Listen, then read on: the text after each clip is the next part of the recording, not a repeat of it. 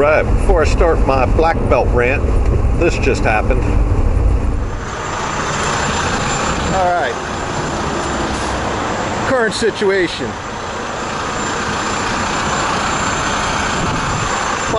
Buddy in front of me has a blowout. Yeah, look at the front of my truck.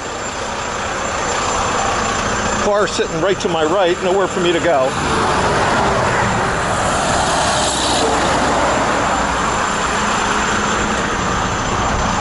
Gator drills my truck.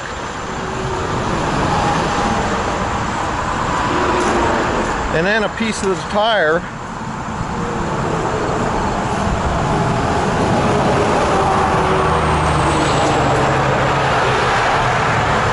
flies up and rips my airline out of my brake chamber. And of course,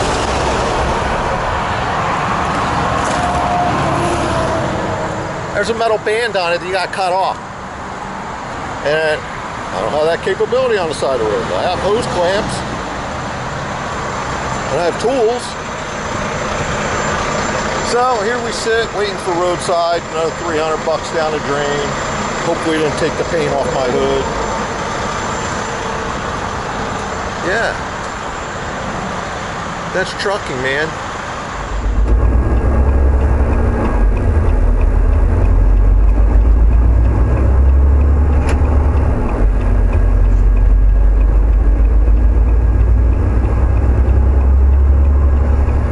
All right.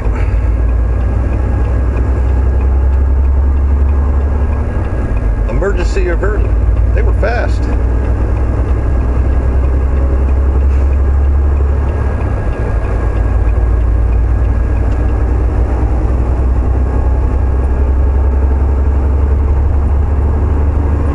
Good thing it's not raining.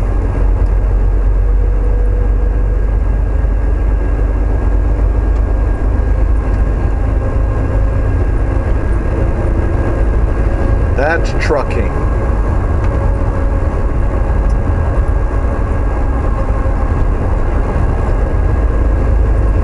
Brakes work, everything's good.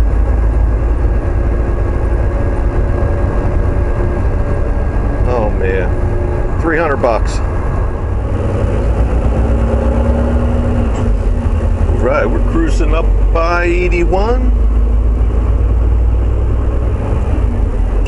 in Virginia.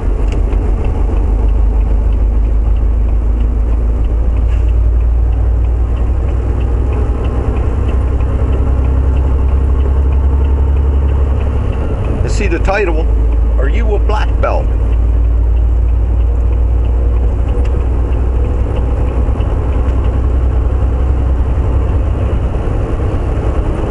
If you were to get into karate,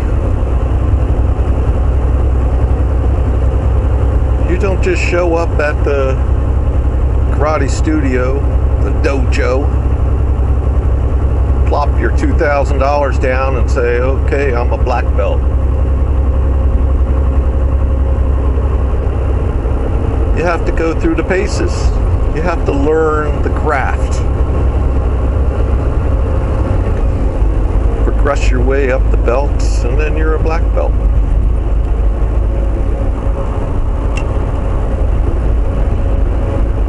Well, it's the same way in trucking.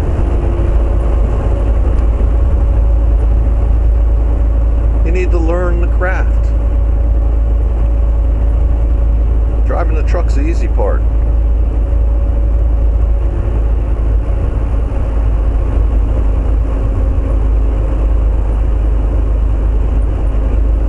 There are too many companies out there that will let you shortcut your way right to black belt.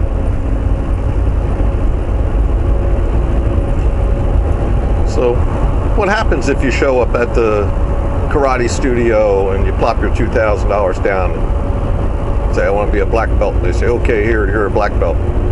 And you go out there for your first match. You get your ass kicked. Same thing in trucking. Guy just flying right out. Same thing in trucking.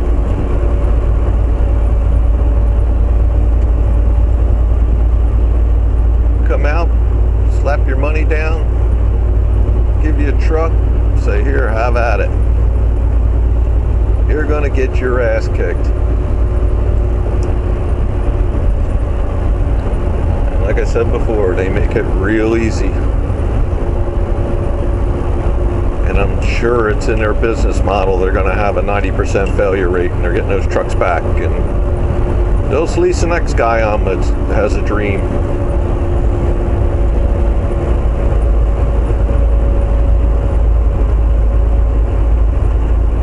You need to do your homework. You need to understand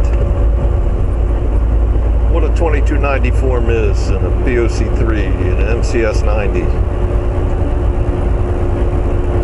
Where you're a lease operator, going to get your own authority. You should know your craft. You should understand what these forms are.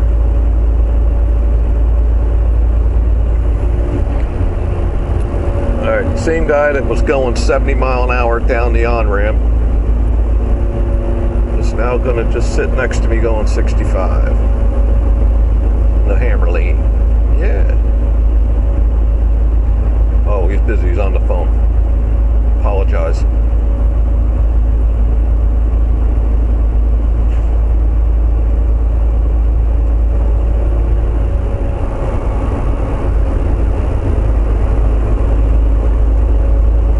So if you're a company driver and your goal is to be an owner-operator,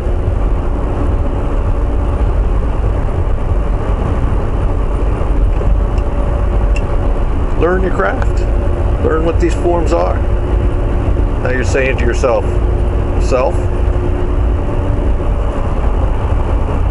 I'll just hire one of these companies to fill everything out for me. Or trucker bookkeeping service. There's a bunch of them that'll do it all for you.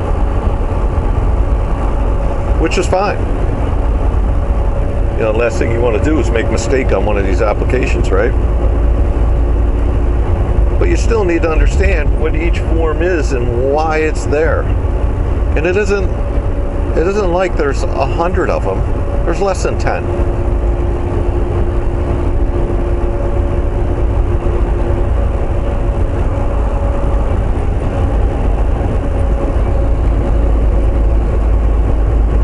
You need to know why they exist.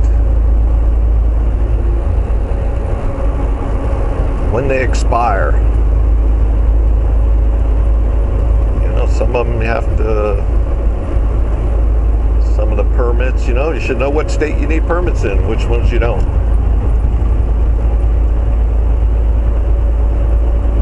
When's the quarterly return need to be filed? Blah, blah, blah. You should know all this stuff. Even if you're a lease operator and somebody is filling it out for you. Or it's not your responsibility. Alright, FedEx. I got a break in traffic coming by. Yeah.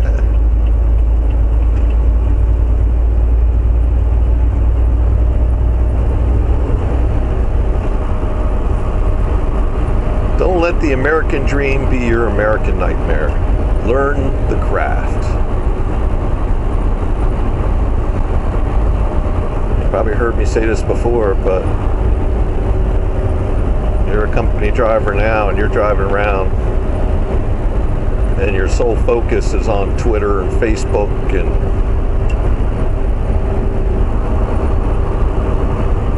social media. You should be listening to audiobooks about business, trucking. Go on Oida's site and some of these other sites and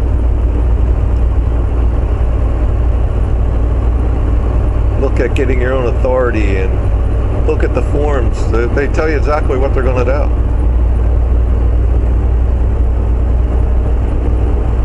Each form that needs to be filled out. So it's right there. Look at it. See what it's about.